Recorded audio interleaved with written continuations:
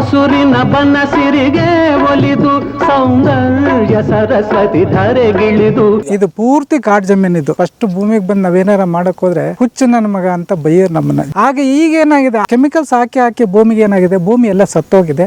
ಇವತ್ತು ನಾವು ಊಟ ಮಾಡ್ತಾ ಇದ್ದೀವಿ, ಏನು ಊಟ ಮಾಡ್ತಾ ಇಡೀ ವಿಷನೇ ತಿಂತಾ ಇದ್ದೀವಿ, ಇಡೀ ವಿಷ ತಿಂತಾ ಇದ್ದೀವಿ. ಅಲ್ಲಿ ಸತ್ರು ಇಲ್ಲಿ ಸತ್ರು ನೇಣ ಹಾಕೊಂಡ್ರು ಈ ಪರಿಸ್ಥಿತಿ ಎಲ್ಲ ದಿನನಿತ್ಯ ನೋಡ್ತಾ ಇದೆ. ಸಾಲುಗಳು ಇದಕ್ಕೇನ್ ಕಾರಣ ಅಂತಂದ್ರೆ ನಾವು ಒಂದೇ ಬೆಳೆನ ಏಕ ಬೆಳೆಯನ್ನ ಮಾಡ್ಕೊಂಡು ನಾವು ಆದಾಯನ ಇದನ್ನ ಇತಿಮಿತಿನಲ್ಲಿ ಹೋಗ್ತಾ ಇದೆ. ಈಗ ನನ್ನ ತೋಟದಲ್ಲಿ 45 80 ಜಾತಿ ಗಿಡಗಳು ಬೆಳೆದಿದ್ದೀನಿ. ಮನುಷ್ಯನಿಗೆ ಯಾವುದೇ ನೀವೇ ಆಗಲಿ ನಾವೇ ಆಗಲಿ ಜಗತ್ತಿನಲ್ಲಿ ಯಾವುದಾದ್ರು ಅಷ್ಟೇ ಬಡತನ ಇದೆ, ಸಾಮಾನ್ಯ ವಿದ್ಯೆನ ಚೆನ್ನಾಗಿ ಕಲಿಸುತ್ತೆ ಮತ್ತು ಜವಾಬ್ದಾರಿನ ಚೆನ್ನಾಗಿ ಕಲಿಸುತ್ತೆ ಅಷ್ಟೇ ಸರ್. ಇವತ್ತು ಜಾತಿ ಫಸ್ಟ್ ನೋಡ್ತಾ ಇರುತ್ತೆ, ಯಾವುದೇ ಕ್ವಾಲಿಫಿಕೇಶನ್ ಯಾವುದೇ ಪ್ರತಿಭೆನ ನೋಡ್ತಾ ಇಲ್ಲ ಸರ್. ಇದು ಮನನೊಂದು ಹೇಳ್ಬೇಕಾದ ಪರಿಸ್ಥಿತಿ ಬರ್ತದೆ. ವಾಸ್ತವವಾಗಿ ದೇಶದಲ್ಲಿ ಇವತ್ತು ಜಾತಿ ಮೇಲೆ ಎಲ್ಲ ವ್ಯವಹಾರ ನಡೀತಾ ಇದೆ. ಈ ಮನೆ ಕಟ್ಟಿ ಎಷ್ಟು ವರ್ಷ ಆಯ್ತು? ಇದಾಲೆ 25-26 ವರ್ಷ ಸರ್.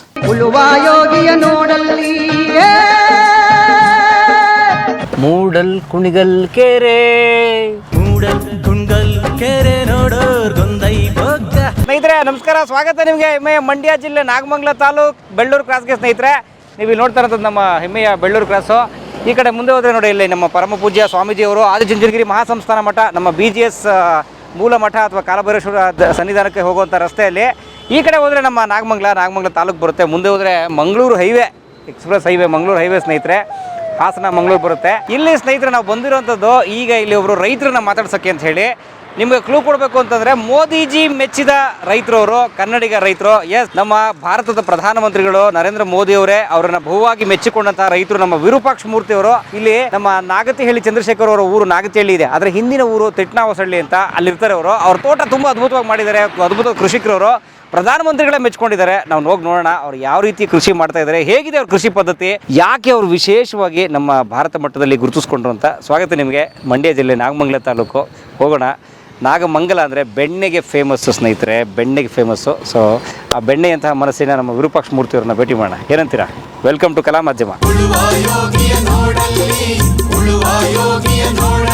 ಯಜಮಾನ್ರೆ, ತಿಟ್ನಾವಸಳ್ಳಿ ಎಲ್ಲಿರೋದು? ತಿಟ್ನಾವಸಳ್ಳಿ ಎಡಕ್ಕೆ ಸ್ನೇಹಿತರೆ ಬಂತು. ನಾವೀಗ ಹೋಗ್ಬೇಕಾಗಿರೋಂಥ ಜಾಗ ಗ್ರಾಮ ತಿಟ್ಟನ ಹೊಸಳ್ಳಿ. ಈಗ ಒಳಗಡೆ ಹೋದರೆ ತಿಟ್ಟನ ಹೊಸಳ್ಳಿ ಬಂದ್ಬಿಡುತ್ತೆ ನೋಡಿ. ಇಲ್ಲಿ ಶ್ರೀ ಮುನೇಶ್ವರ ಸ್ವಾಮಿ ಕ್ಷೇತ್ರ. ಮುನೇಶ್ವರ ಸ್ವಾಮಿ ಎಲ್ರಿಗೂ ಒಳ್ಳೇದು ಮಾಡಲಿ, ಎಲ್ಲರನ್ನು ಸಮಾನವಾಗಿ ಕಾಣುವಂಥ ಮನಸ್ಸು ಎಲ್ರಿಗೂ ಕೊಡಲಿ ಅಂತ ಕೇಳ್ಕೊತಾ ಹೋಗೋಣ. ಇದು ಬಿಂಡಿಗ್ನವಿಲೆ ಹೋಬಳಿ, ನಾಗಮಂಗಲ ತಾಲೂಕು, ಮಂಡ್ಯ ಜಿಲ್ಲೆ. 2023 ಅಂದ್ರೆ 76ನೇ ಸ್ವತಂತ್ರ ದಿನೋತ್ಸವದ ದಿವಸ ದೆಹಲಿಯ ಕೆಂಪುಕೋಟೆಯಲ್ಲಿ ನಡೆಯುವಂತಹ ಈ ಅದ್ದೂರಿಯ ಸ್ವತಂತ್ರೋತ್ಸವದ ಸಂದರ್ಭದಲ್ಲಿ ಕರ್ನಾಟಕದ ಮಂಡ್ಯ ಜಿಲ್ಲೆಯ ನಾಗಮಂಗಲ ತಾಲೂಕಿನ ಒಂದು ಪುಟ್ಟ ಹಳ್ಳಿಯ ಈ ರೈತರನ್ನ ಕರೆಸಿ ಅಲ್ಲಿ ಸನ್ಮಾನಿಸಲಾಗಿತ್ತು ಸ್ನೇಹಿತರೆ. ವಿರೂಪಾಕ್ಷ ಮೂರ್ತಿಯವರು ನಮ್ಮ ಮಂಡ್ಯ ಜಿಲ್ಲೆ ನಾಗಮಂಗಲ ತಾಲೂಕಿನ ನಾಗದಹಳ್ಳಿ ಗ್ರಾಮ, ಇಲ್ಲಿ ತಿಟ್ಟನ ಹೊಸಳ್ಳಿ ಅಂತ ಇದು ಗ್ರಾಮ ಸ್ನೇಹಿತರೆ. ಸೊ ಇಲ್ಲಿದ್ದಾರೆ ನಮ್ಮ ವಿರೂಪಾಕ್ಷ ಮೂರ್ತಿಯವರು. ಮಂಡ್ಯ ಜಿಲ್ಲಾ ಅತ್ಯುತ್ತಮ ಕೃಷಿಕ ಪ್ರಶಸ್ತಿ ಮತ್ತು ಕರ್ನಾಟಕ ರಾಜ್ಯ ರೈತ ಸಂಘದಿಂದ ಅತ್ಯುತ್ತಮ ಕೃಷಿಕ ಪ್ರಶಸ್ತಿ, ಹೀಗೆ ಅನೇಕ ಸಂಘ ಸಂಸ್ಥೆಗಳು ಸನ್ಮಾನಿಸಿರುವಂತಹ ರೈತರು ಇವರು. ನಮಸ್ಕಾರ, ಹೇಗಿದ್ರಿ ವಿರೂಪಾಕ್ಷ ಮೂರ್ತಿ ಅವರೇ? ಫೈನ್ ಸರ್, ಚೆನ್ನಾಗಿದ್ದೀವಿ. ನಮ್ದು ಈ ನಾಗಮಂಗಲ ತಾಲೂಕು ಮಂಡ್ಯ ಜಿಲ್ಲೆ ಬಿಂಡಿನಲ್ಲಿ ಹೋಬಳಿ ಏನಾಗ್ತಳಿ ಗ್ರಾಮದವರು ಸರ್. ಸೊ ಸ್ವಂತ ಊರು ಇದೆ ನನ್ನ ನಾಗ್ತಳಿನೇ. ಇದು ಸಣ್ಣ ಹಳ್ಳಿ, ತಿಟ್ಟನ ಹೊಸಳ್ಳಿ ಅಂತ ಬರುತ್ತೆ, ಹೋಗುತ್ತೆ ಅಷ್ಟೇ. ಡೆಡ್ ಎಂಡ್, ಅದು ಡೆಡ್ ಎಂಡ್ ರೋಡ್ ನಾಗ್ತಳಿ. ನಾವಿಲ್ಲೇ ಜಮೀನ್ ಹತ್ರಲ್ಲೇ ವಾಸ ಇದ್ದೀವಿ ಸರ್. ಊರಲ್ಲಿ ಮನೆ ಮಾಡಿಲ್ಲ? ಆ ಊರಲ್ಲಿ ನನ್ನ ತಮ್ಮ ಇದ್ದಾರೆ ಸರ್. ಇದು ಏನಾಗಿದೆ, ನಮಗೆ 77ನೇ ವರ್ಷ ಕಳೆದ್ರು ಕೂಡ ರೈತರು ಇನ್ನೂ ಕೈಯಲ್ಲಿ ಭಿಕ್ಷೆ ಬೇಡುವಂತ ಪರಿಸ್ಥಿತಿ ಇದ್ದೀವಿ. ಯಾತಕ್ಕೆ ಕಾರಣ ಅಂತ ನಮ್ಮ ರಾಜಕೀಯ ನಡವಳಿಕೆ ಒಂದು, ನಮ್ಮ ಮತ್ತು ಅಧಿಕಾರಶಾಹಿಗಳ ಒಂದು ವರ್ಗದ ಒಂದು ಮನೋಭೂಮಿಕೆ, ಇವು ಸೇರಿ ರೈತನ ಇಲ್ಲಿವರೆಗೂ ತುಣಿದಿದ್ದಾರೆ ಹೊರತು ಮೇಕೆತ್ತಕ್ಕೆ ಹೋಗಿಲ್ಲ. ಬಟ್ ಪೇಪರ್ನಲ್ಲಿ ಮತ್ತೊಂದರಲ್ಲಿ ಸಂದರ್ಶನಲ್ಲ ರೈತರು ಬೆನ್ನೆಲುಬು ಅಂತ ಹೇಳ್ತಾ ಇದ್ದಾರೆ ಅಷ್ಟೇ ಹೊರತು ಮೂಲತಃ ರೈತನಿಗೆ ಏನು ಮಾಡಬೇಕು ಅನ್ನೋದು ಯಾವುದೇ ಸರ್ಕಾರ ಕೂಡ ಇಲ್ಲಿವರೆಗೂ ಮಾಡಿಲ್ಲ ಸರ್. ಸೊ ಇಂಥ ಪರಿಸ್ಥಿತಿನಲ್ಲಿ ನಾವು ಹಳ್ಳಿನಲ್ಲೇ ಹುಟ್ಟಿ ಹಳ್ಳಿನಲ್ಲೇ ಬೆಳೆದು ಏನಾರ ಸಾಧನೆ ಮಾಡಬೇಕು ಅನ್ನೋ ಒಂದು ಮನಸ್ಸಿನ ಒಂದು ಇಚ್ಛೆ ಬಂದು ಏನಾರ ಸಾಧನೆ ಮಾಡಲೇಬೇಕು ಅನ್ನೋ ಒಂದು ಮನಸ್ಸಿನ ದಿಟ್ಟ ನಿರ್ಧಾರ ತಗೊಂಡು, ಇದು ಬರೀ ಕಾಡು ಜಮೀನಿದು, ಇದು ಪೂರ್ತಿ ಕಾಡು ಜಮೀನಿದು. ಇಲ್ಲಿ ನನ್ನನ್ನು ಹುಚ್ಚ ಅಂತ ಕರೆಯೋರು. ಫಸ್ಟ್ ಭೂಮಿಗೆ ಬಂದು ನಾವೇನಾರ ಮಾಡಕ್ ಹೋದ್ರೆ ಹುಚ್ಚು ನನ್ನ ಮಗ ಅಂತ ಬೈಯೋರು ನಮ್ಮನ್ನ ಜನಗಳು. ತಲೆ ಕೆಟ್ಟೋಗಿದೆ, ಬುದ್ಧಿ ಇಲ್ಲ. ಸೊ ಆ ಮಟ್ಟಕ್ಕೆ ಮಾತಾಡ್ತಿದ್ರು. ಎಷ್ಟು ಜಮೀನಿದು? ಸೊ ಇದು 5 ಎಕರೆ ಒಟ್ಟಿಗೆ ಇರೋದು. ಒಂದು ಮೊದಲನೇದು ನಾವು ಬೇಸಾಯ ಸ್ಟಾರ್ಟ್ ಮಾಡಿದಾಗ ಒಂದು ಮನಸ್ಸಿನ ಒಂದು ನಿರ್ಧಾರ ಮಾಡ್ಕೊಂಡಿದ್ದೆ. ಏನೊಂದು ಸಾವಯವ ಕೃಷಿ. ಎರಡನೇದು ಡೆನ್ಸ್ ಸಾಂದ್ರ ಬೇಸಾಯ, ಮೂರನೇದು ಸಮಗ್ರ ಬೇಸಾಯ. ಈ 3 ಪದ್ಧತಿನ ಅಳವಡಿಸ್ಕೊಂಡು ನಾವು ಬೇಸಾಯ ಮಾಡ್ತಾ ಇದ್ದೀವಿ. ಸಾವಯವ ಕೃಷಿ, ಸಾಂದ್ರ ಬೇಸಾಯ ಮತ್ತೆ ಸಮಗ್ರ ಕೃಷಿ. ಈಗ ಏನಾಗಿದೆ ಅಂದ್ರೆ ಸಾವಯವ ಕೃಷಿ ಯಾತಕ್ಕೆ ಇವತ್ತು ಇಡೀ ಜಗತ್ತೇ ಎಚ್ಚೆತ್ತು ನೋಡ್ಕೊಳ್ಳುವಂಥ ಪರಿಸ್ಥಿತಿ ಇದೆ. ವರ್ಲ್ಡ್ ಆಗಿ ಇಲ್ಲಿಗೆ ಎಷ್ಟೋ ಶತಮಾನ ಕಳೆದ್ರೂ ಕೂಡ ಇವತ್ತು ಅದ್ರ ನೋವು ಅನುಭವಿಸ್ತಾ ಇದ್ದೀವಿ. ಹಾಗೆ ನಾವು ಇವತ್ತಿನ ಜನ್ರೇಷನ್ ನಾವೇನಾರ ಮುಂದಿನ ಜನ್ರೇಷನ್ ಒಳ್ಳೇದು ಮಾಡಬೇಕು ಅನ್ನೋ ಮನೋಭೂಮಿಕೆ ನಮ್ಮೆಲ್ಲರೂ ಬಂದರೆ ಸಾವಯವ ಕೃಷಿಗೆ ಹೋಗಬೇಕು. ಯಾಕೆಂದರೆ ಭೂಮಿಗೆ ನಾವು ಕೆಮಿಕಲ್ ನುಂಗಿಸಿ ಊಟ ಮಾಡಿಸಿ ಎಲ್ಲ ಕೆಮಿಕಲ್ ಆಗೋಗ್ಬಿಟ್ಟು ನಮ್ಮ ಏಜ್ ಫ್ಯಾಕ್ಟರ್ ಎಲ್ಲ ಡೌನ್ ಆಗ್ತಾ ಇದೆ, ವಯಸ್ಸು ಬದುಕೋದು ಕಡಿಮೆ ಆಗ್ತದೆ. ಹಂಗಾಗಿ ಸಾವಯವ ಕೃಷಿಗೆ ನಾವು ಫಸ್ಟ್ ಇದು ಮಾಡಬೇಕು. ಸಾವಯವ ಕೃಷಿ ಯಾಕೆಂದ್ರೆ 1947 ನಮ್ಮ ಸ್ವತಂತ್ರ ಬಂದ 40 ಕೋಟಿ ಜನಸಂಖ್ಯೆ ಇತ್ತು. ಆವಾಗ ಏನಾಗಿತ್ತು, 40 ಕೋಟಿ ಜನಸಂಖ್ಯೆಗೆ ನಾವು ಬೇರೆ ದೇಶದಿಂದ ಆ ಫುಡ್ ಗ್ರೈನ್ಸ್ ತರಿಸಿ ನಾವು ಊಟ ಮಾಡ್ಬೇಕು ಇತ್ತು, ಆ ಪರಿಸ್ಥಿತಿ ಇತ್ತು. ಆವಾಗ ಸ್ವತಂತ್ರ ಬಂದ ತಕ್ಷಣ ಏನು ಮಾಡಿದ್ವಿ, ರಾಜಕೀಯದವರು ಮತ್ತು ವಿಜ್ಞಾನಿಗಳೆಲ್ಲ ಸೇರ್ಕೊಂಡು ಏನಾರ ಮಾಡಿ ಫುಡ್ ಗ್ರೈನ್ಸ್ ಜಾಸ್ತಿ ಬೆಳೆದು ನಮ್ಮ ದೇಶಕ್ಕೆ ನಾವೇ ಅನ್ನ ತಯಾರು ಮಾಡ್ಕೋಬೇಕು ಅನ್ನೋ ಮನೋಭೂಮಿಕೆಯಲ್ಲಿ ಏನು ಮಾಡಿದ್ರು. ಅವತ್ತಿನ ಪರಿಸ್ಥಿತಿನಲ್ಲಿ ಏನು ಮಾಡಿದರು, ಎಲ್ಲ ಕೆಮಿಕಲ್ಸ್ ಭೂಮಿಗೆ ತಂದು ಹಾಕಿದ್ರು. ಸೊ ಮತ್ತು ವೈಜ್ಞಾನಿಕ ತಳಿಗಳನ್ನು ತಂದು ಹಾಕಿದ್ರು. ಸೊ ಆವಾಗ ಅವತ್ತಿನ ಪರಿಸ್ಥಿತಿಗೆ ಅದು ವಾಸ್ತವವಾಗಿತ್ತು, ಸಹಜವಾಗಿತ್ತು. ಹಾಗೆ ಈಗೇನಾಗಿದೆ, ಕೆಮಿಕಲ್ಸ್ ಹಾಕಿ ಭೂಮಿಗೆ ಏನಾಗಿದೆ, ಭೂಮಿ ಎಲ್ಲ ಸತ್ತೋಗಿದೆ. ಇವತ್ತು ನಾವು ಊಟ ಮಾಡ್ತಾ ಇದ್ದೀವಿ, ಏನು ಊಟ ಮಾಡ್ತೇವೆ, ಇಡೀ ವಿಷನೇ ತಿಂತಾ ಇದ್ದೀವಿ, ಇಡೀ ವಿಷ ತಿಂತಾ ಇದ್ದೀವಿ. ನಾವು ಯಾವುದನ್ನು ಸರಿಯಾದ ನ್ಯಾಚುರಲ್ ಇದು ಗ್ರೈನ್ಸ್ ಯಾವ ತಿಂತಾ ಇಲ್ಲ, ಒಂದು ಶುದ್ಧವಾದ ಆಹಾರ ಗುಣಮಟ್ಟದ ಆಹಾರ ತಿಂತಾ ಇಲ್ಲ ನಾವು. ಸೊ ಇದ್ರ ಮೇಲೆ ಇವತ್ತೇನಾದ್ರು ನಾವು ಎಚ್ಚೆತ್ಕೊಂಡು ಸಾವಯವ ಕೃಷಿಗೆ ಹೋಗ್ದಲ್ಲೇ ಇದ್ರೆ, ಸೊ 2ನೇ ವರ್ಲ್ಡ್ ವಾರ್ ಏನು ಇವತ್ತು ಅನುಭವಿಸ್ತಾ ಇದ್ದೀವಿ ಅದೇ ನೋವನ್ನ ಮುಂದಿನ ಜನ್ರೇಷನ್, ಮುಂದಿನ ಪೀಳಿಗೆಗೆ ನಾವು ಕೊಡೋ ಪರಿಸ್ಥಿತಿಯಲ್ಲಿ. ಅದಕ್ಕೋಸ್ಕರ ಸಾವಯವ ಕೃಷಿಗೆ ಹೋಗ್ಬೇಕು ಅನ್ನೋ ಮನೋಭೂಮಿಕೆಯಲ್ಲಿ ಇವತ್ತು ನಾವು ನನ್ನ ಜಮೀನಿನಲ್ಲಿ ಸಾವಯವ ಕೃಷಿಗೆ ಅವಲಂಬಿತವಾಗಿ ಮುಂದಿನ ಜನ್ರೇಷನ್ಗೆ ಒಳ್ಳೇದಾಗಲಿ ಅನ್ನೋ ಭಾವನೆಯಲ್ಲಿ ಬಂದಿದ್ದೀವಿ. ಇನ್ನೊಂದೇನು ಸಾಂದ್ರ ಬೇಸಾಯ. ಸಾಂದ್ರ ಅಂದರೆ ಡೆನ್ಸಿಟಿ. ಸಾಂದ್ರನ ಪದಾರ್ಥ ಡೆನ್ಸಿಟಿ ಅಂದ್ರೆ ಒಟ್ಟೊಟ್ಟಾಗಿ ಬೆಳೆಯೋದು, ಒಟ್ಟೊಟ್ಟಾಗಿ ಬೇರೆ ಬೇರೆ ಜಾತಿ ಗಿಡಗಳನ್ನ ಒಂದ್ರ ಪಕ್ಕ ಒಂದು ಬೆಳೆಯೋದು. ನಾನು ನಮ್ಮ ತೋಟಕ್ಕೆ ಹೋದಾಗ ನಿಮಗೆ ತೋರಿಸ್ತೀನಿ, ಉದಾಹರಣೆ ಕೊಟ್ಟು ತೋರಿಸ್ತೀನಿ. ಯಾಕೆ ಅಂತಂದ್ರೆ ನಮ್ಮಲ್ಲಿ ಇವತ್ತು ಇಡೀ ಜಗತ್ತಿನಲ್ಲಿ ಎಷ್ಟು ಎಕರೆ ಜಮೀನಿದೆ ಅಷ್ಟೇ ಎಕರೆ ಭೂಮಿ ಇರೋದು, ಅದೇನು ಎಕ್ಸ್ಟೆಂಡ್ ಆಗೋಗಲ್ಲ ಅಥವಾ ಇನ್ನೊಂದಾಗ ಭೂಮಿ ಲಿಮಿಟ್. ಆ ಲಿಮಿಟಲ್ಲಿ ನಾವೇನು ಮಾಡಬೇಕು ಅಂದರೆ ಸಾಂದ್ರ ಬೇಸಾಯ ಅಳವಡಿಸ್ಕೊಂಡ್ರೆ ನಮ್ಮ ಇರೋ ಇತಿಮಿತಿ ಜಮೀನಲ್ಲಿ ಎಲ್ಲನೂ ಬೆಳೆದ್ರೆ 4 ಕಾಸು ಅದೇ ಬರುತ್ತೆ ಅನ್ನೋ ಅದು ಕಾನ್ಸೆಪ್ಟು ಬರಬೇಕು. ನಮ್ಮಲ್ಲಿ ಇಲ್ಲಿ ಏನಾಗಿದೆ, ಲೋಕಲ್ಲಾಗಿ ಬೆಳೆದ್ರೆ ತೆಂಗು, ಬೆಳೆದ್ರೆ ರಾಗಿ, ಬೆಳೆಗಿದ್ರೆ ಜೋಳ, ಬೆಳೆಗಿದ್ರೆ ಕಬ್ಬು, ಬೆಳೆಗೆ ಭತ್ತ, ಇಷ್ಟು ಮಾತ್ರ ಲಿಮಿಟ್ನಲ್ಲಿದೆ. ಇರೋ ಜಮೀನಲ್ಲೇ ಸಾಂದ್ರ ಬೇಸಾಯ ಮಾಡ್ಕೊಂಡು ಎಲ್ಲ ಬೆಳೆಗಳನ್ನ ಇಟ್ಕೊಂಡ್ರೆ ಸೊ ನಮ್ಮ ಉತ್ಪಾದನೆ ಜಾಸ್ತಿ ಆಗುತ್ತೆ ಅನ್ನೋದು ಎರಡನೇದು. ಮೂರನೇದು ಸಮಗ್ರ ಕೃಷಿ. ನೀವು ಪೇಪರ್ನಲ್ಲಿ ಡೈಲಿ ನೋಡ್ಬೋದು, ಪೇಪರ್ನಲ್ಲಿ ಏನಾಗಿದೆ ಅಂತಂದರೆ ಅಲ್ಲಿ ಸತ್ರು ನೇಣು ಹಾಕೊಂಡ್ರು ಈ ಪರಿಸ್ಥಿತಿ ಎಲ್ಲ ದಿನನಿತ್ಯ ನೋಡ್ತಾ ಇದೆ. ಸಾಲುಗಳು ಇದಕ್ಕೇನು ಕಾರಣ ಅಂತಂದರೆ ನಾವು ಒಂದೇ ಬೆಳೆನ ಏಕ ಬೆಳೆಯನ್ನ ಮಾಡ್ಕೊಂಡು ನಾವು ಆದಾಯನ ಇದನ್ನ ಇತಿಮಿತಿನಲ್ಲಿ ಹೋಗ್ತಾ ಇದೆ. ಅದಕ್ಕೆ 10 ನಮ್ಮ ಭೂಮಿಗೆ ಹಿಡಿಯುವಂಥ ಬೆಳೆಗಳನ್ನು 10 ಸಮಗ್ರವಾದ ಬೆಳೆಗಳನ್ನ ಬೆಳ್ಕೊಂಡ್ರೆ ಯಾವ್ದಾರ ಒಂದು ಬೆಳೆನಲ್ಲಾರು ನಮ್ಮ ಕೈ ಹಿಡಿತದೆ, ಒಂದು ಬೆಳೆನ ರೇಟ್ ಸಿಗುತ್ತೆ.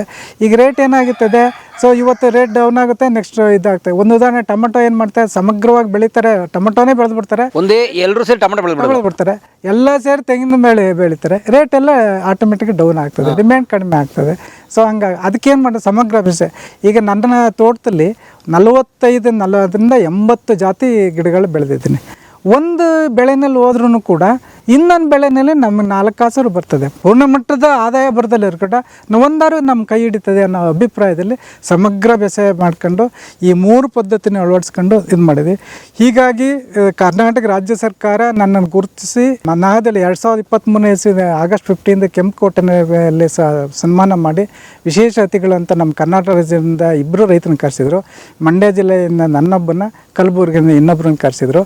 ಸೊ ಅಲ್ಲಿ ಸನ್ಮಾನ ಮಾಡಿದರು. ಅದು ನನ್ನೊಬ್ಬನಿಗೆ ಸನ್ಮಾನ ಅಲ್ಲ, ಇಡೀ ಕರ್ನಾಟಕ ರೈತರಿಗೆ, ವಿಶೇಷವಾಗಿ ನಮ್ಮ ನಾಗತಳ್ಳಿ ಗ್ರಾಮದ ಎಲ್ಲ ರೈತರಿಗೂ ಕೂಡ ಇದನ್ನು ಅರ್ಪಿಸ್ತೀನಿ ಅಂತ ಹೇಳ್ಬಿಟ್ಟು ನಾನು ಪರಿಭಾವಿಸಿದ್ದೀನಿ ಸರ್.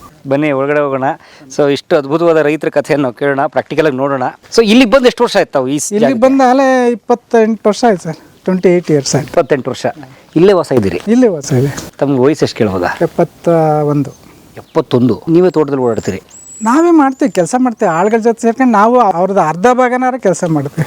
ಆಳುಗಳು ಕೆಲಸ ಮಾಡ್ತಾರಲ್ಲ, ಈಗ 600 ರೂಪಾಯಿ ಒಂದು ಕೂಲಿ ಒಂದು ಗಂಡಾಳಿಗೆ, ನಾನು ಅಷ್ಟು 600 ರೂಪಾಯಿ ಕೆಲಸ ಪರ್ ಡೇ ಮಾಡ್ತೀವಿ. ನಾವೆಲ್ಲ ಕೆಲಸನೂ ಮಾಡ್ತೀವಿ. ಆಗ ನಮಗೇನು ಇದಿಲ್ಲ, ಮತ್ತೊಂದಿಲ್ಲ.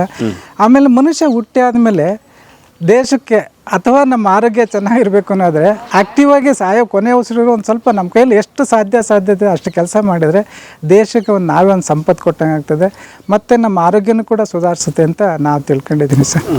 ಏನು ನಿಮ್ಮ ಮೂಲ ಕೃಷಿಕರೇನಾ ನಿಮ್ಮ ಕುಟುಂಬ? ಇಲ್ಲ, ಹಾಗೇನಿಲ್ಲ ಸರ್. ನಾವು ವಿಶ್ವಕರ್ಮ ಜನಾಂಗದವರು. ನಮ್ಮ ತಂದೆ ಟೀಚರ್ ಆಗಿದ್ರು.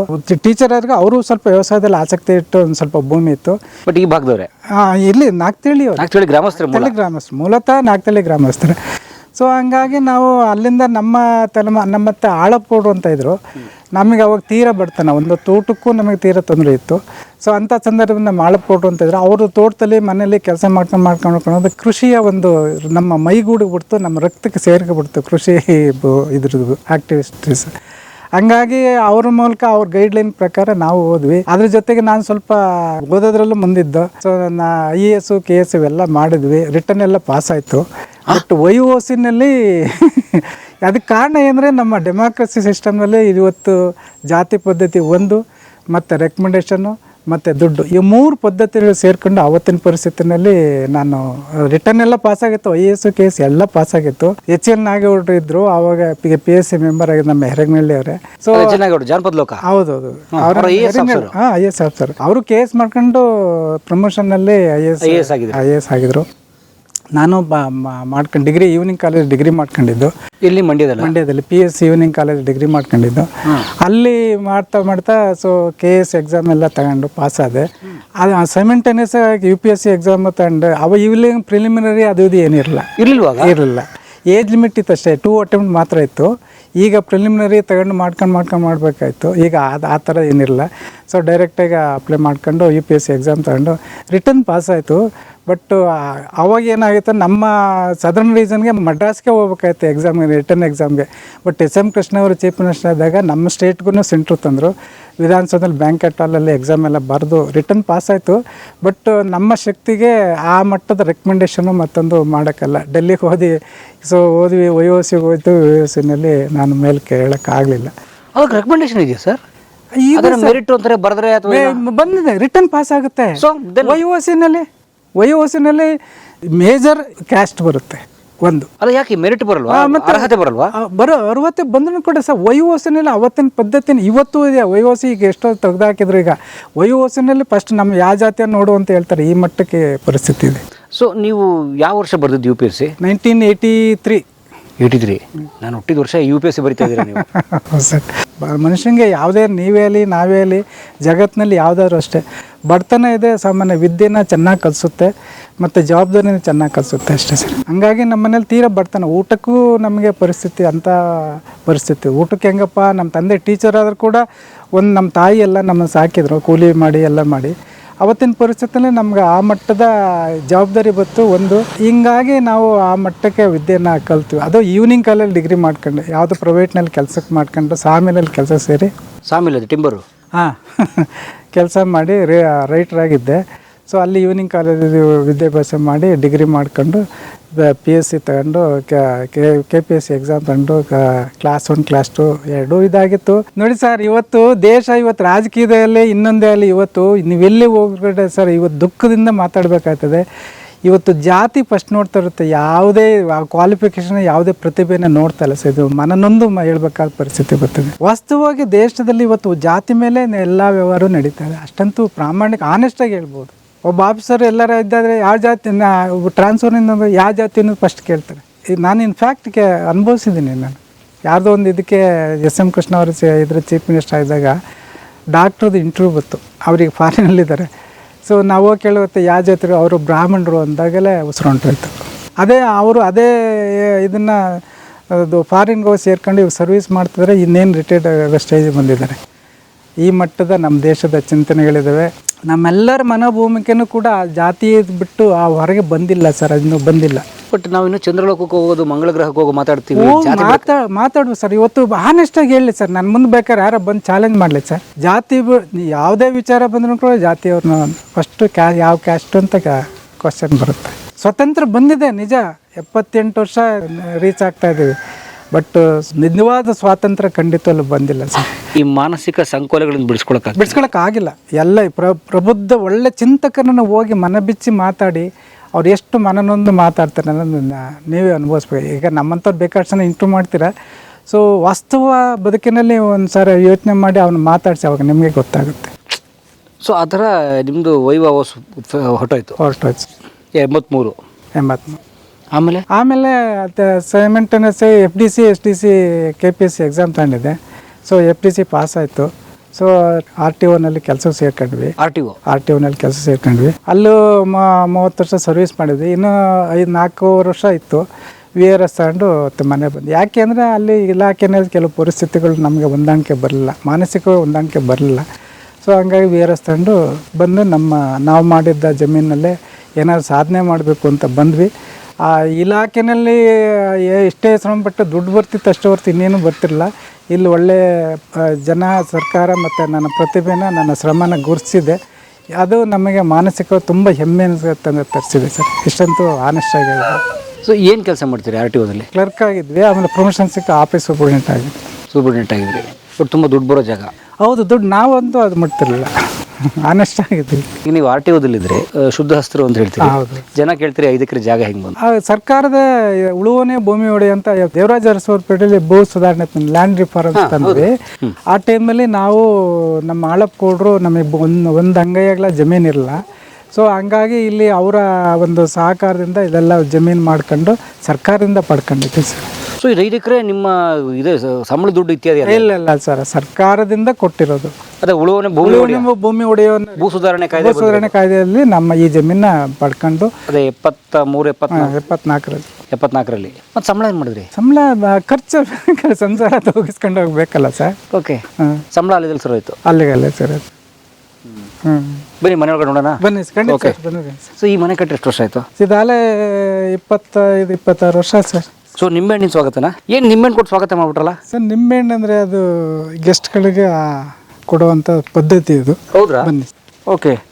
ಒಂಥರ ಈ ಹೂ ಕೊಟ್ಟು ಸ್ವಾಗತಿಸ್ತಾರಲ್ಲ? ಹೌದು. ನನ್ನ ಮಿಸ್ಸಸ್ ಶಾರದಮ್ಮನವರು. ನನ್ನ ಡಾಕ್ಟ್ರು ಗಿರಿಜಾ ಅಂತ. ಹೌದ್ರಾ? ಬೇಗ ಹುಷಾರಾಗಿಮ್ಮ. ಹುಷಾರಿಲ್ಲ. ಏನಾಯ್ತು? ಸ್ಟ್ರೋಕ್ ಆಗಿಬಿಟ್ಟಿತ್ತು. ಹೌದಾ? ಮಾತಾಡೋದು ಸ್ವಲ್ಪ ತೊಂದರೆ. ಓ, ಬನ್ನಿ ಸರ್. ಬೇಗ ಹುಷಾರಾಗಿ. ಎಲ್ಲರೂ ಪ್ರಾರ್ಥಿಸಿ ಅವ್ರಿಗೂ ಬೇಗ ಹುಷಾರಾಗಲಿ. Get well soon. ಬನ್ನಿ ಬರೋದಾ ಗಿರಿಜನಲ್ಲಿ? ಏಕೆ? ಬನ್ನಿ, ಅಗತ್ಯವಾಗಿ. Thank you sir. ಕೂತ್ಕೊಳ್ಳಿ ಸರ್, ಪ್ಲೀಸ್ ವಿಸಿಟ್. ಸೊ ಪಾಪ ನಮ್ಮ ಯಜಮಾನ್ರು, ನಮ್ಮ ವಿರೂಪಾಕ್ಷ ಮೂರ್ತಿಯವರು, ನೀವು ಎಲ್ಲೂ ಹೈವೇಲಿ ಟಿಫನ್ ಮಾಡಬಾರ್ದು, ನಮ್ಮ ಮನೆಗೆ ಬರಬೇಕು ತಿಂಡಿಗೆ ಅಂತಂದರು. ನಾವು ಇಲ್ಲ ಸರ್ ಬೇಡ, ನಿಮ್ಗೆ ಯಾಕೆ ತೊಂದರೆ ಅಂದರೆ ಇಲ್ಲ ನೀವು ತಿಂಡಿಗೆ ಬರಲೇಬೇಕು ಅಂದರು. ಸೊ ಹಾಗಾಗಿ ಬಂದಿದ್ದೀವಿ. ಸೊ ಸರ್ ಭಾಳ ಧನ್ಯವಾದ. So thank you, welcome to you sir. Okay, first tiffin ಮಾಡೋಣ ಬನ್ನಿ. Thank you. ಓ, ಒಳ್ಳೆ ಸೂಪರ್ ಆಗಿದೆ ನಿಮ್ಮ ಟೇಬಲ್. ಎಲ್ಲಿ ನಿಮ್ಮ ಅಡುಗೆ ಮನೆ? ಒಳಗಡೆ ಇದೆ, ಬನ್ನಿ ಹೋಗಿ ನೋಡಿ. ಅಗತ್ಯವಾಗಿ ನೋಡಿ ಸರ್. ಬನ್ನಿ ತೋರಿಸಿ ಅಡುಗೆ ಮನೆ. ಬನ್ನಿ, ಮಾದರಿ ರೈತರ, ಪ್ರಶಸ್ತಿ ವಿಜೇತ ರೈತರ ಮನೆ ಅಡುಗೆ ಮನೆ ನೋಡೋಣ. ಅಮ್ಮ ನಮಸ್ಕಾರ. ಅಮ್ಮ ಬರ್ಬೋದಾ? ಚೆನ್ನಾಗಿದ್ದೀನಮ್ಮ, ಹೇಗಿದ್ದೀರಾ? ತಮ್ಮ ಹೆಸರು ಪರಿಚಯ? ಸುನೀತಾ ಅಂತ. ಸುನೀತಾ ಅವರು ಏನಾಗಬೇಕು? ವಿರೂಪಾಕ್ಷ ಮೂರ್ತಿ ಮಗಳು. ಎಷ್ಟು ಜನ ಟೋಟಲ್ ಮಕ್ಕಳು ನಿಮಗೆ? 2 ಹೆಣ್ಮಕ್ಳು. ಇವಳು ಹಿರಿಯವಳು, ಕೊನೆಯವಳು ಬೆಂಗಳೂರಿನಲ್ಲಿದ್ದಾಳೆ. ಬೆಂಗಳೂರಲ್ಲಿ ಇರ್ತಾರೆ. ಓಕೆ. ಅದೇ ಗಿರಿಜಾ ಅವರು? ಅವಳು HDFC ಬ್ಯಾಂಕ್ ಅಸೆಂಟ್ ಮ್ಯಾನೇಜರ್. ಓ ಗ್ರೇಟ್. ಓಕೆ. MBA ಮಾಡ್ಕೊಂಡು. ಓಕೆ, ಹೇಗಿದ್ದೀರಿ ಸುನೀತಾ ಮೇಡಮ್? ಏನೋ ಒಳ್ಳೆ ಘಮ್ ಅನಿಸ್ತಾ ಇದ್ರೆ ಟಿಫನ್ ಇವತ್ತು? ಪಲಾವು. ಹಾ, ಒಳ್ಳೆ ಹಳ್ಳಿ ಪಲಾವ್. ನಮಗಂತೂ ಅದ್ಭುತವಾದ ಪಲಾವ್ ಇವತ್ತು. ನಮ್ಮ ಆಲ್ ಟೈಮ್ ಫೇವ್ರೇಟ್ ಪಲಾವು. ಅದು ಹೆಂಗೆ ಗೊತ್ತಾಯ್ತು ಏನೋ, ಅದನ್ನೇ ಮಾಡ್ಬಿಟ್ಟವ್ರು ಇವತ್ತು. ನಮಗೆ ತುಂಬ ಫೇವ್ರೇಟ್ ಅಂತ ಹೆಂಗೋ ಟೆಲಿಪತಿಲಿ ಕಂಡು ಹಿಡ್ಕೊಂಡ್ಬಿಟ್ಟವ್ರು ಇವರು. Thank you. ಅದೇನೋ ಸೀಬೆಕಾಯಿ ಮಾಡಿರಲ್ಲ, ಅದು ಹಾಕಿ. ಸೀಬೆಕಾಯಿ ಕಟ್ ಮಾಡಿಟ್ಟವ್ರೆ. ನಾನೊಂದು ಮಾನ ಮರ್ಯಾದೆ ಏನೂ ಇಲ್ಲ, ನಾನೇ ಕೇಳಿ ತಿಂತಿದ್ದೀನಿ. ಅಮ್ಮ ಹುಷಾರಾಗಿ, ಬೇಗ ಪಲಾವ್ ತಿನ್ನಿ ಬೇಗ. ನಿಮ್ಮ ತೋಟದ? Thank you. ಬನ್ನಿ, ನಾವು ಪಲಾವ್ ತಿಂದು ಆಮೇಲೆ ಮುಂದಿನ ಕೆಲಸ ಮಾಡೋಣ. ಅನ್ನದಾತು ಸುಖಿಭವ. Thank you sir. ಏನು ಸರ್ ಫೋಟೋಸ್ ಎಲ್ಲರೂ ಹಾಕೊಂಡಿದ್ರೆ? ಸರ್, ಇವತ್ತಿನ ಜನ್ರೇಷನ್ ಏನಾಗಿದೆ ಅಂದರೆ ಇತಿಹಾಸನೇ ತಿಳ್ಕೊಳ್ಳೋದಿಲ್ಲ. ಅವತ್ತಿನ ಬದುಕಿನ ಮೇಲೆ ಹೋಗ್ತಾರೆ. ಬಟ್ ಸ್ವತಂತ್ರ ಬರೋದು, ನಮ್ಮ ಇಂಡಿಯಾ ದೇಶದ ಪರಿಸ್ಥಿತಿ ಏನು ಅನ್ನೋದು ತಿಳ್ಕೊಂಡ್ರೆ ನಾವು ಮುಂದೆ ಹೇಗೆ ಹೆಜ್ಜೆ ಇಡಬೇಕು ಅನ್ನೋ ಅಭಿಪ್ರಾಯ ನಮ್ಮ ಪ್ರತಿಯೊಬ್ಬ ಭಾರತೀಯನಿಗೂ ಬರುತ್ತೆ. ಬಟ್ ಯಾರಲ್ಲಿ ಇವತ್ತಿನ ಜನ್ರೇಷನ್ ಇತಿಹಾಸ ತಿಳ್ಕೊಳಕ್ಕಲ್ಲ. ಈಗ ನಮ್ಮ ತಾತ ಮುತ್ತ ಅಂದ್ರೆ ಇತಿಹಾಸ ಗೊತ್ತಿದ್ರೆ ನಾವು ಇವತ್ತು ಏನು ಮಾಡಿದ್ವಿ, ನಾವು ಹೆಂಗೆ ಬಂದ್ವಿ, ಮುಂದೆ ಏನು ಮಾಡಬೇಕು ಅನ್ನೋ ಅಭಿಪ್ರಾಯಗಳು ಬರುತ್ತೆ. ಸೊ ಹಾಗೆ ಇವರೆಲ್ಲ ಸ್ವತಂತ್ರಕ್ಕೆ ಅವತ್ತಿನ ಪರಿಸ್ಥಿತಿನ ಸ್ವತಂತ್ರಕ್ಕೆ ನಮ್ಮ ತಂದುಕೊಟ್ಟವರು.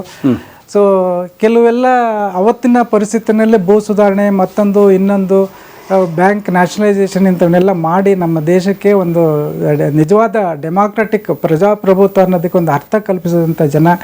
ಆಮೇಲೆ ಸರ್ ಎಂ ವಿಶ್ವೇಶ್ವರಯ್ಯನವರು, ಗಾಂಧೀಜಿ ಇವರೆಲ್ಲ ನಮ್ಮ ಸ್ವತಂತ್ರ ತಂದುಕೊಟ್ರು. ಸೊ ಅಂಥದ್ರಲ್ಲಿ ಅವ್ರು ನೆನ್ಕೊಂಡ್ರೆ ತಾನೇ ಅಲ್ಲೋ ಸರ್. ನಮ್ಮ ಯಾತಕ್ಕೆ ಹಾಕಿದ್ದೀವಿ ಅಂದರೆ ಬಂದು ಬೇಕಾದಷ್ಟು ಜನ ಬರ್ತಾರೆ, ಅವ್ರಿಗೆ ಇತಿಹಾಸ ಅರಿವಾಗುತ್ತೆ. ಒಂದು ನನ್ನ ಮಕ್ಕಳು ಮೊಮ್ಮಕ್ಕಳಿಗೂ ಸ್ವಲ್ಪ ಇತಿಹಾಸದ ಅರಿವು ಗೊತ್ತಾಗುತ್ತೆ ಸರ್. ಇವತ್ತೆಲ್ಲ ಬದುಕ್ತಾ ಇರ್ಬೋದು, ಎಲ್ಲವೂ ನಮಗೆ ದೊರಕಿದೆ, ಎಲ್ಲವೂ ಬದುಕ್ಬೋದು.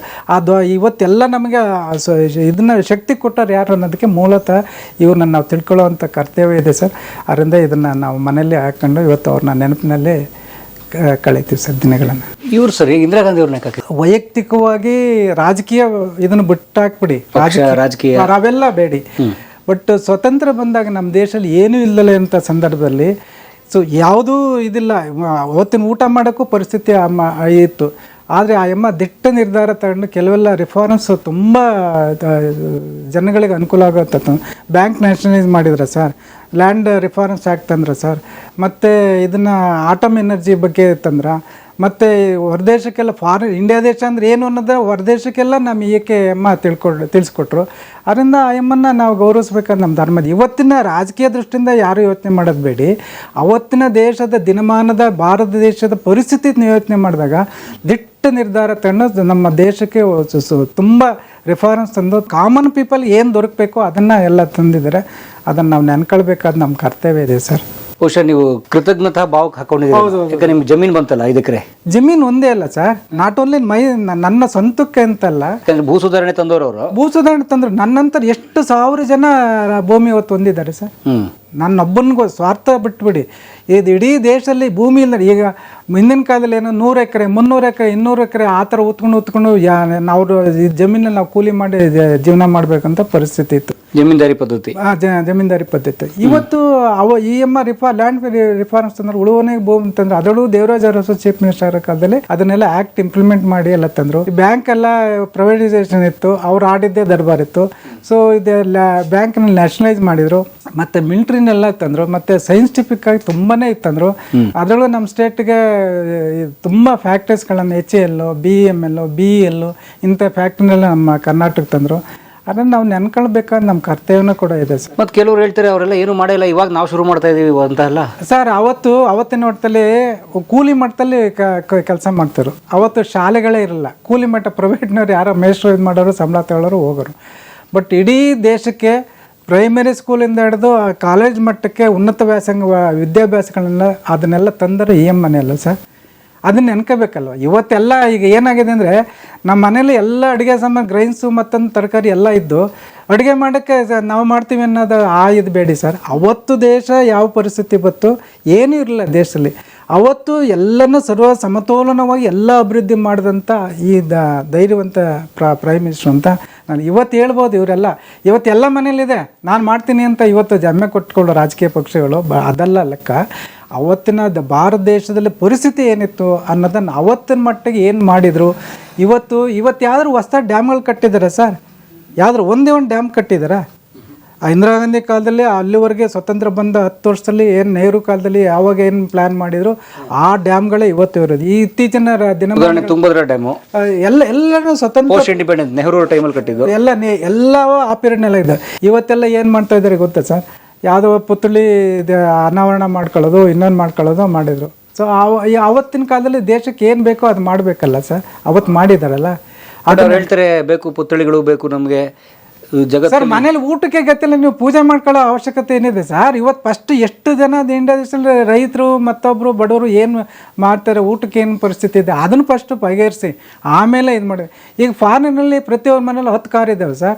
ನಮ್ಮಲ್ಲಿ ಒಂದು 2 ವೀಲರ್ ಮಾಡಿಕೊಳ್ಳಿ ನಮ್ಗೆ ಯೋಗ್ಯತೆ ಇಲ್ಲ. ಯಾಕೆ ಇನ್ನೂ ನಾವು ಸ್ವತಂತ್ರ ಬಂದು 70-78 ವರ್ಷ ಆದ್ರೂ ಕೂಡ ಇನ್ನೂ ಹೆಜ್ಜೆ ತೆವಳ್ತಾ ಇದ್ದೀವಿ.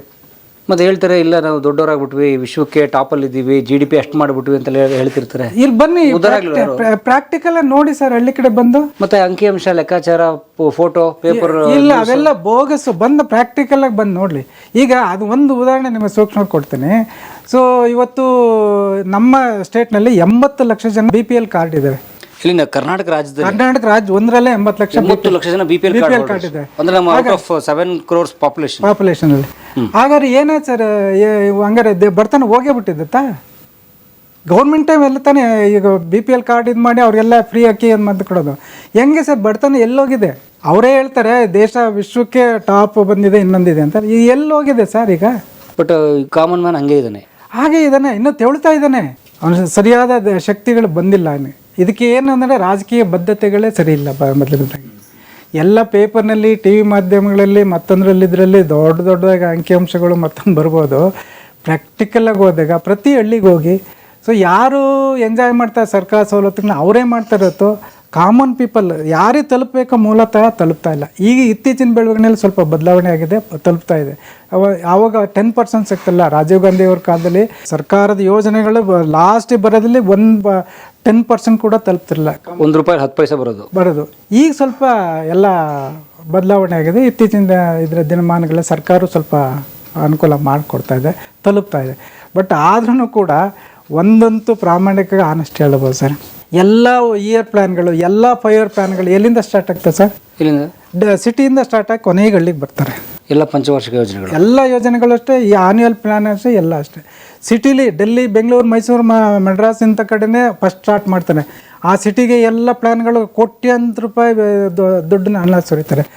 ಯಾವುದೇ ಸರ್ಕಾರ ಅಲ್ಲಿ ಇಲ್ಲಿವರೆಗೆ ಹಳ್ಳಿಯಿಂದ ಸ್ಟಾರ್ಟ್ ಮಾಡಿ ಬೇಸಿಕ್ಕಾಗಿ ಇನ್ಫ್ರಾಸ್ಟ್ರಕ್ಚರ್ ಏನು ಹಳ್ಳಿಗೆ ಬೇಕು ಅದನ್ನೆಲ್ಲರ ಪ್ಲ್ಯಾನ್ ಮಾಡಿ ನಿಮಗೆಲ್ಲರೂ ಕೊಟ್ಟಿದ್ದಾರೆ ಸರ್. ಎಲ್ಲರ ಪ್ಲ್ಯಾನಲ್ಲಿ ಹೇಳಿದ್ದಾರೆ ಸರ್, ಇಲ್ಲಿವರೆಗೂ ಮಾಡಿಲ್ಲ.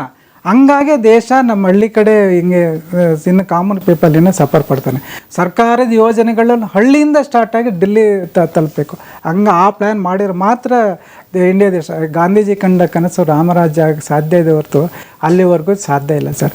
ಈಗ ಒಂದು ತಿಳ್ಕೊಳ್ಳಿ ಸರ್, ರೈತನಿಗೋಸ್ಕರ ಯಾವ್ದಾರ ಒಂದು ಪ್ಲ್ಯಾನ್ ಮಾಡಿದ್ದಾರೆ ಸರ್, ಅದೇ ಡ್ಯಾಮ್ ಕಟ್ಟು, ರೋಡ್ ಕಟ್ಟು, ಇನ್ನೊಂದು ಕಟ್ಟು, ಮತ್ತೊಂದು ಕಟ್ಟು ಅಂತ ತಕ್ಷಣವೇ ಅಪ್ರೂವ್ ಮಾಡ್ತಾರೆ, ಕೋಟ್ಯಾಂತರ ರೂಪಾಯಿ ಅಲ್ಲಿ ಸುರಿತಾರೆ.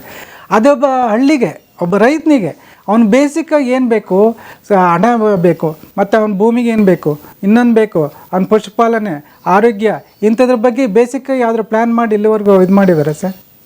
ಹಳ್ಳಿ ಮಕ್ಳಿಗೆ ಶಿಕ್ಷಣ, ಹಳ್ಳಿ ಮಕ್ಳಿಗೆ ಆರೋಗ್ಯ ಎಲ್ಲಿ ಕೊಟ್ಟಿದ್ದಾರೆ ಸರ್? ಎಲ್ಲೂ ಕೊಟ್ಟಿಲ್ಲ. ಹೇಳ್ತಾ ಇದ್ದಾರೆ ಬಟ್ ಎಲ್ಲೂ ಹಳ್ಳಿಯಿಂದ ಸ್ಟಾರ್ಟ್. ಈಗ ಪ್ರೈವೇಟೈಸೇಷನ್ ಎಲ್ಲ ಸ್ಕೂಲು, ಕಾನ್ವೆಂಟು ಮತ್ತೊಂದಿಂದ ಮಾಡ್ತಾ ಇದ್ದಾರೆ ಹೊರತು ಹಳ್ಳಿಗೆ ಬೇಸಿಕ್ಕಾಗಿ ಶಿಕ್ಷಣದ ಒಂದು ವ್ಯವಸ್ಥೆಯನ್ನು ಮಾಡಿದರೆ ದೇಶನೇ ಅಭಿವೃದ್ಧಿ ಆಗ್ಬಿಡುತ್ತೆ ಸರ್.